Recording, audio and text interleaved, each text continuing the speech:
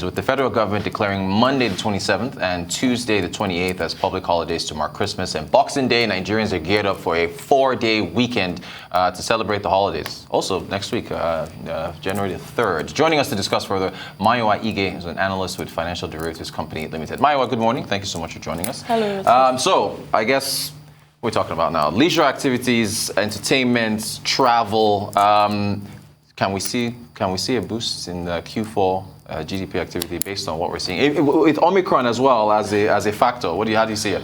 Well, when I say Omicron or Maran, I know, right? But definitely, we will definitely see a boost, especially when we compare it to the same period last year. You know, the COVID pandemic really impacted the transportation sector. We saw road transport and air transport contract by about 1.37 and about 11.99% respectively. And so this year we've already started seeing a pickup in the transportation sector. Just last quarter, the road and the air transport were among the top 5 performing sectors in the economy. So in this period, we expect to see an increase in the performance of these sectors. We're already seeing people traveling from Lagos to different parts of the world to their hometowns for the festive season. If you go to the parks, they're packed full with people, mothers, children, family, ready to go. And then we know that the bus companies are already taking advantage of this surge in demand and increasing their prices. A trip that would have cost about 7,500 to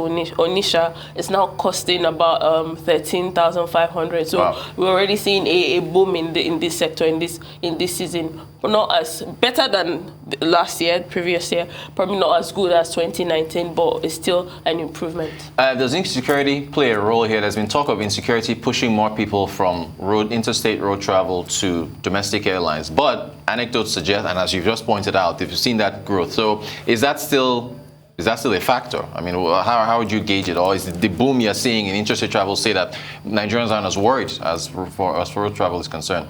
Nigerians are worried. I mean, who wouldn't be worried? Right. Every day you open the news is one thing or the other, but the thing is, people want to travel. People want to go to their families in their hometowns, and not everyone can afford the air ticket, right? So people will still travel. And in terms of insecurity, there's always been the morning bus and the night bus. It's not new, right? And most people, especially families, have always favored the early morning buses to the night buses, right? So it's something that's always been, but I would say that the sense of insecurity has just heightened the need to use the early morning buses than the night buses. Great stuff. Hotels and restaurants, hospitality sector, Omicron, how do you think they're going to be impacted?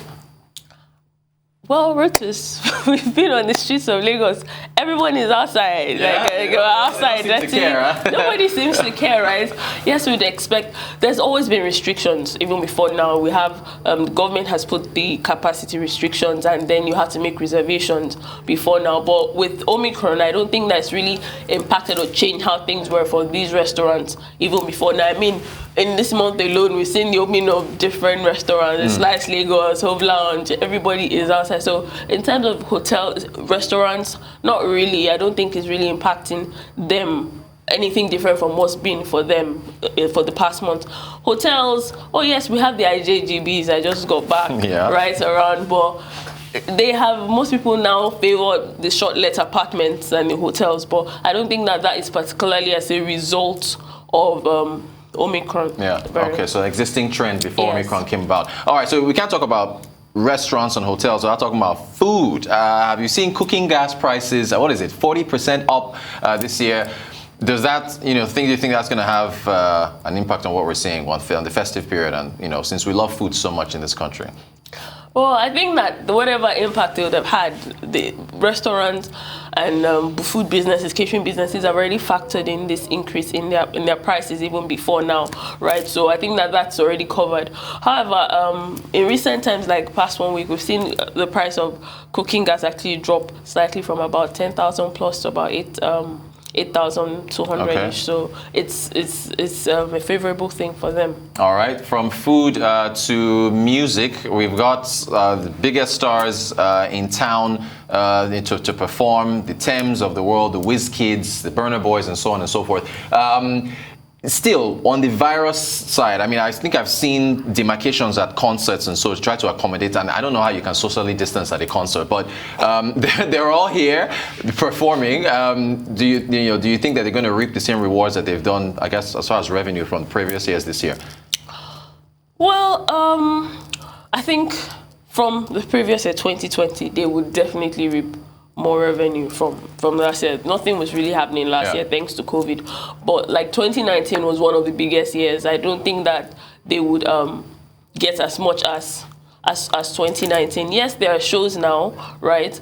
But the thing is, these shows are not as big as it was. The sizes are, they're smaller in size. Regardless, they have been packed full. Yeah. Like you have everyone from P-Square to even Neo. Yeah, I know. I hadn't heard of Neo until I heard he was coming back. Right. His sweet music and jam-packed. Yes, the government put restriction, like Lagos State, you have to show that you have been vaccinated or you have to show your negative test results. But the thing is, who is enforcing these rules? I think that enforcement part of it is a bit lax, right? But from clubs, even clubs, every other day, there's a popular club on Ozumba. That and the traffic yesterday, today. I was like, wow, they're still here. A colleague of mine actually said, we going to work are the ones disturbing them. Exactly. December has started. Rather than the other way around. Right. So I don't think, yes, the size is smaller in size, but I think that, yes, they will still make some sort of revenue from this period, from their shows and concerts. Great stuff. From music to, okay, we've done food, done hospitalities,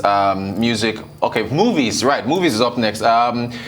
Two releases this weekend, The Matrix Resurrections, and I think, which is a Hollywood movie, and then a Nollywood movie, Christmas in Miami. Do you see the theaters reaping some revenue this period as well?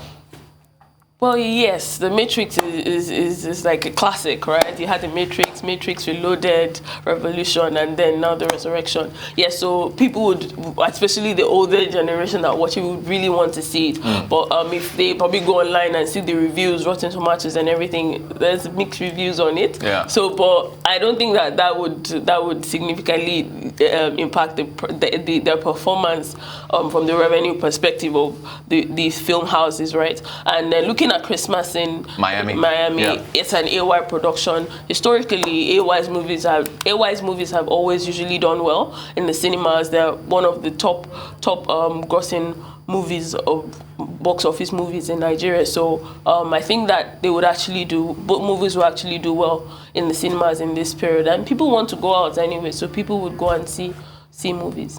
All right. So all in all, I guess if you were to summarize all the sectors we've touched on, which are between leisure, entertainment, and so on, it should be positive. We should see Q4 should see I'm careful not to say boon, but an uptick, if you will. Well, yes. Yeah. When we're comparing it with 2020, right, we would see an uptick. I mean, but there's still that part of depressed disposable income of Nigerians, right, which would affect things a bit. But regardless, even with the depressed disposable income, reduction in disposable income, you still see people going to the markets, buying things, getting ready for Christmas. I think people have just become very, very fed up of the pandemic, and in any little way that they can, they're looking to just have fun and end the year in joy and celebration. So I think that we'll definitely see, from the economic perspective, I believe that the GDP numbers will definitely be better than the Q4 numbers of 2020. Mayowa Ige, analyst with Financial Derivatives Company Limited, thank you so much for joining us, and wish you a Merry Christmas as well, all right?